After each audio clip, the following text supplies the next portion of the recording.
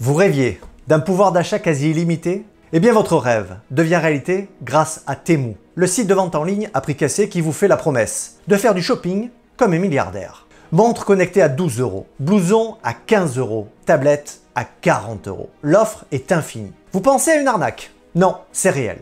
Vous allez bien recevoir ce que vous avez commandé.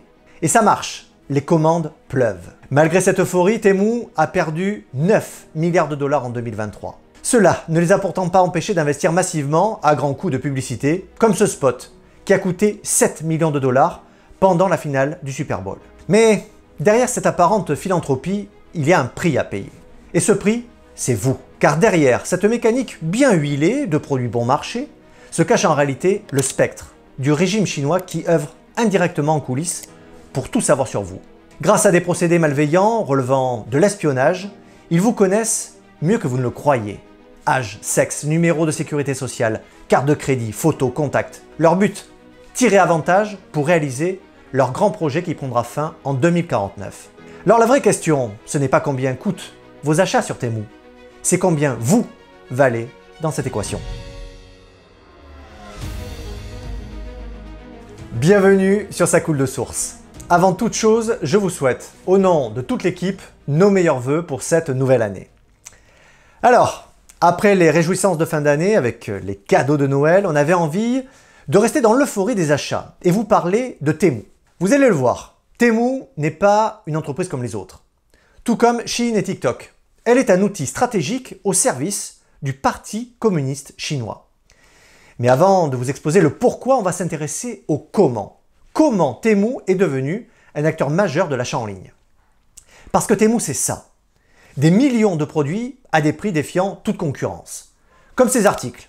Leggings, haut-parleurs de douche à LED, mixeur presse-agrumes et cette ceinture en cuir. Les prix apparaissent comme irréels. Le modèle économique est simple. Supprimer les intermédiaires en vendant directement depuis l'usine. Mais ça ne suffit pas. Pour proposer ces prix, la plateforme perd de l'argent à chaque vente. Quand vous achetez par exemple ces écouteurs à moins de 3 €, Temu perd environ 30 $. Et pourtant elle continue.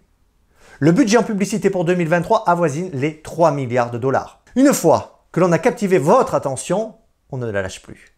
L'objectif est de vous rendre accro. Et c'est d'autant plus visible sur leur site internet avec une mécanique sournoise. Dès votre arrivée, on va vous faire jouer à la roue de la fortune pour gagner un bon de réduction. Pour ceux qui n'en ont pas fait l'expérience, c'est un peu comme le cocktail de bienvenue au casino. Cela nous met dans de bonnes conditions avant de passer aux choses sérieuses. Alors, qu'est-ce que vous faites? Eh bien, vous jouez. Mais mince, il faut s'inscrire. Vous vous inscrivez et vous tournez la roue. Sur les 4 possibilités offertes, vous tombez, comme par magie, sur la plus grosse récompense, les 100 €. La chance est avec vous. 100 € d'achat qui vous tombent du ciel. Petite désillusion. Vous découvrez par la suite qu'il faudra acheter plusieurs dizaines d'articles pour en bénéficier. Bon, allez. Vous êtes joueur et vous continuez. Mais aïe, mauvaise nouvelle. Vous découvrez que les 100 € sont divisés en plusieurs coupons de différents montants, avec chacun un montant d'achat minimum. Il faudra donc dépenser plusieurs centaines d'euros pour bénéficier de vos 100 €. Ces pratiques sont assimilables à de la manipulation. Une vraie problématique, c'est les dark patterns sur Temu. Vous savez, ces manipulations frauduleuses de l'UX, donc comment on appelle ça, de l'utilisateur, la fonction utilisateur, sa manière de parcourir et de naviguer sur Internet. C'est manipulé avec des jeux, des couleurs, des cadeaux qui font que les personnes sont plus enclines à aller acheter sur Temu. Et ça, il y a vraiment un sujet aujourd'hui dark pattern qui est pris en plus de sujet Temu par la Commission européenne en tant que manipulation de l'information des personnes, des consommateurs. Sans vous en rendre compte, vous vous êtes déjà assis à leur machine à sous. C'est possible grâce à la gamification. Alors derrière cet anglicisme se cache une technique redoutable qui combine le jeu à l'expérience, du commerce en ligne. Les clients sont incités à faire leurs achats grâce à l'introduction de coupons et de bonus qui s'apparentent aux récompenses présentes dans les jeux vidéo. Le site est bien organisé. Pour obtenir ces récompenses, vous devrez parcourir le site en profondeur. Et tout au long de votre navigation, le site exploite le sentiment d'urgence. Des comptes à rebours, des roulettes en rotation, des offres flash vont surgir de partout et vont vous pousser à acheter. Pour légitimer tout ça, Temu s'appuie sur ce que l'on appelle la preuve sociale, pour légitimer tout achat produit. le nombre d'étoiles, le nombre de personnes qui ont acheté le produit lors des dernières 24 heures par exemple. Mais si on est un petit peu attentif, on constate que la très grande majorité des produits ont quasiment 4 à 5 étoiles. 4,7 pour plus de 10 000 avis. 4,9 pour 4 400. Regardez celui-ci à 7 696. Observez ces avis positifs.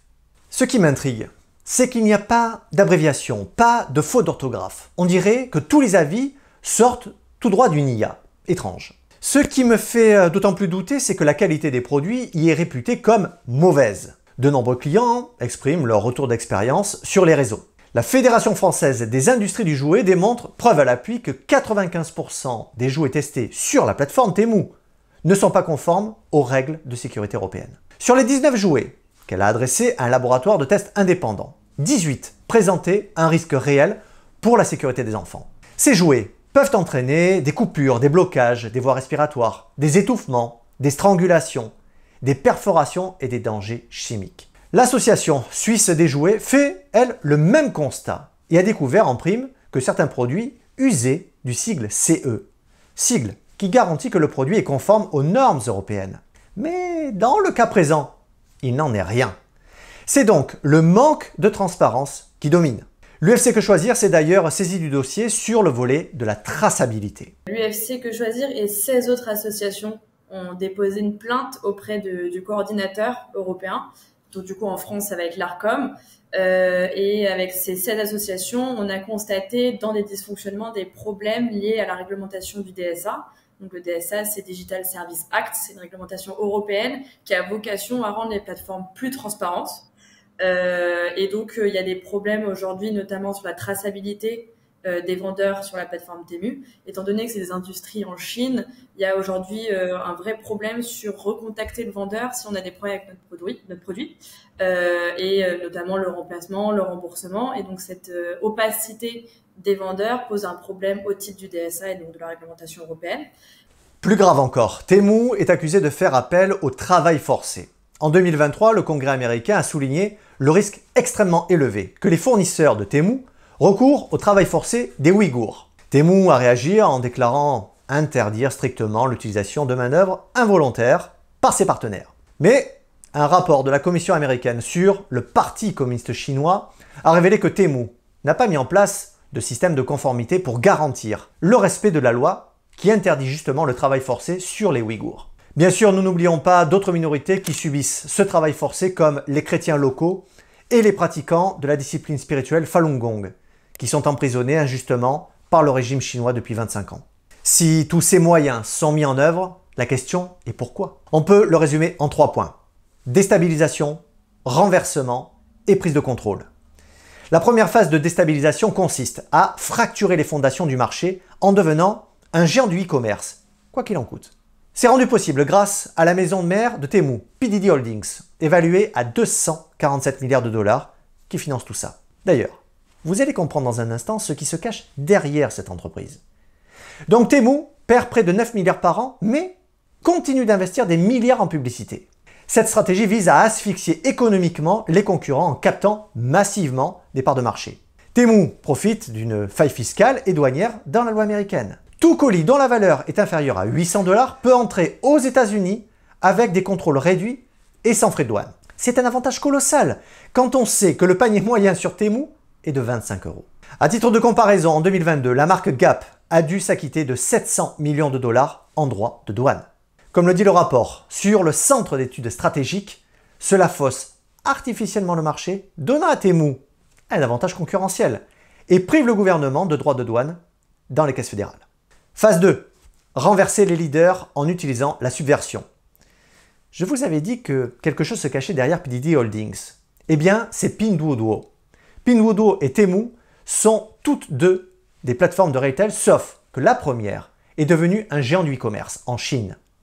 Mais en 2023, tout bascule puisque l'application est suspendue du store Android, parce que des chercheurs ont détecté des logiciels malveillants dans le code source. Une équipe de 100 programmeurs chez Pinduoduo avait pour tâche de contourner les autorisations de sécurité des smartphones. Ils pouvaient modifier ainsi les paramètres du téléphone et consulter toutes les données.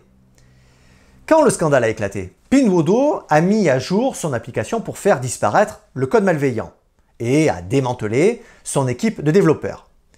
Mais selon une source interne, l'essentiel de ces développeurs travaille maintenant pour Temu. Grizzly Research, une société de veille commerciale, a prévenu que Temu était l'application la plus dangereuse actuellement en circulation. On y apprend que Temu demande un éventail de permissions inhabituellement large comme les noms, numéros, localisation GPS, photos, vidéos, carte bancaire, mots de passe et même modifier les paramètres grâce à une fonctionnalité technique appelée Dynamic Code Execution. En termes simples, l'application peut télécharger et exécuter de nouvelles instructions après son installation. Incroyable. Cela signifie que le comportement initial de l'application peut être modifié ou étendu à tout moment. En surveillant qui vous êtes, ce que vous regardez, ce que vous consommez, Temu sera plus à même de vous proposer des produits qui feront mouche. Donc, toute cette stratégie de surveillance pour vendre plus. Oui, mais pas que. Et c'est ce qui nous amène à la phase 3, la prise de contrôle. Et c'est le Parti communiste chinois qui est à la manœuvre en arrière-plan.